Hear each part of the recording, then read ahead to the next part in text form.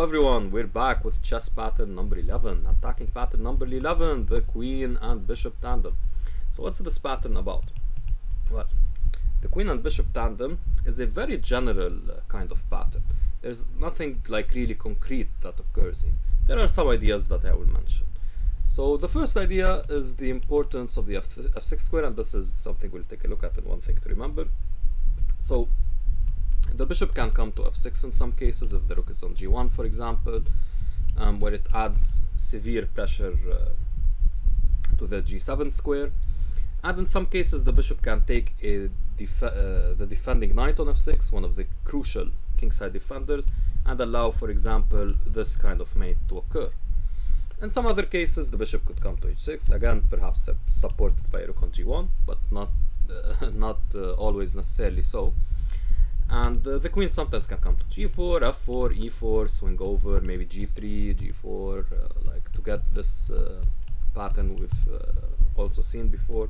So all of these are the exchange number pattern. So all of these are possible.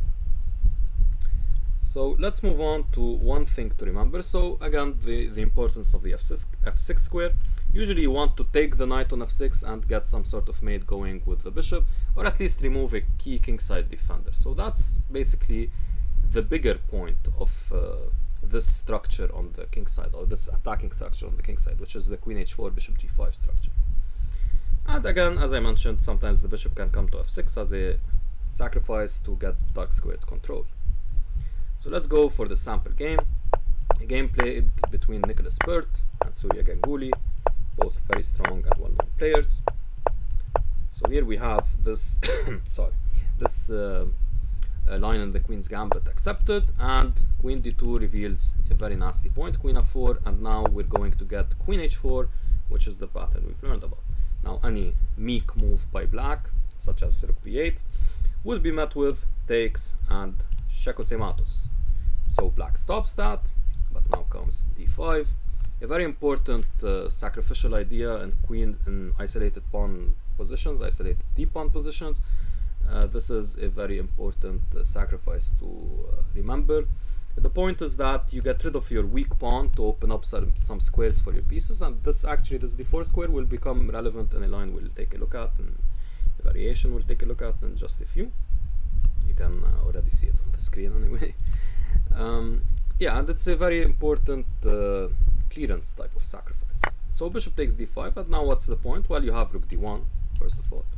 You have the possibility also of playing knight e4, adding pressure to this knight and trying to get rid of this bishop. And this is actually what happened in the game. So knight e4 takes.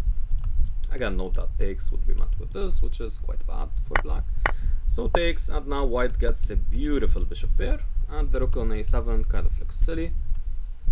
So rook ad1, the rooks are joining the party, and now black tries to trade, but enters into a pin, and rook e1 is also very strong, just putting the rook on this file to add more attacking pressure. Note that this is never on the cards because of this, and then queen a takes h7 still will fall.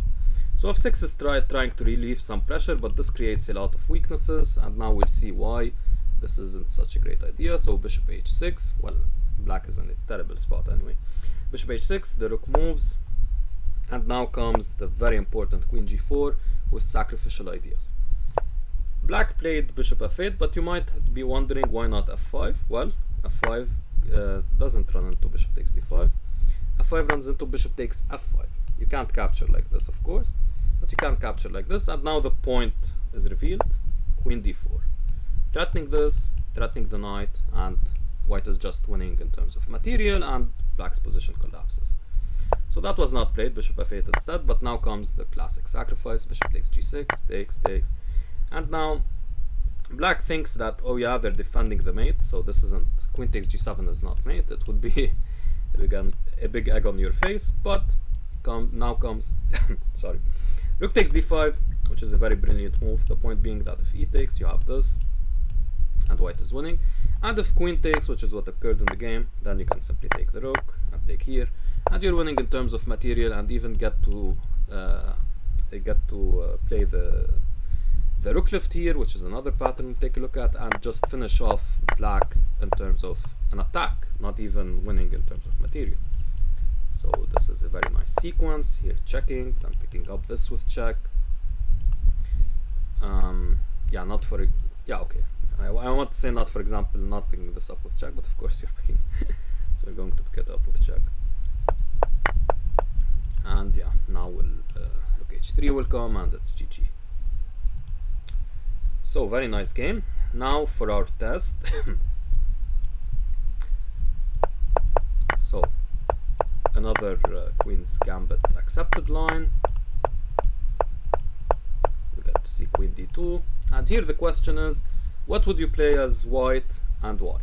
Pause the video and try to figure that out. Alright guys, so I kind of tricked you. It's the same position that we just saw. So of course you're going to play what we learned. So in this position, let me zoom through the opening again. Sorry, something got stuck in my throat. And yeah, of course you're going to play Queen f4 here. So this is the same position as in the Bert Ganguly game. And now you get to see somewhat of the same ideas as well, d5 here, but a bit different. And now Queen h4. And the attacking genius of this game was this, g4, completely going bonkers here. The point is, if takes, you take here, and you're threatening mate again. So black had to ignore that. But now white simply wins a pawn. Or wins the pawn back, actually. They were down a pawn, and even here in the end game, it turns out that white has a big attack.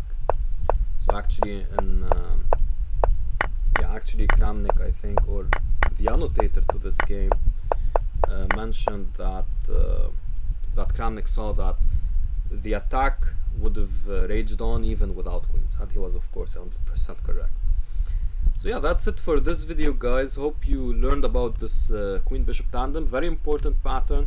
We can delve a lot deeper into this pattern because it's very common and has a lot of finer points, but this is the general idea. And I hope you also learned about this cute Queen d2, Queen f4, Queen h4 maneuver. Maybe you might use it in some of your games, especially in this Queen's Gambit accepted line. Alright guys, so with that, thanks for watching and take care.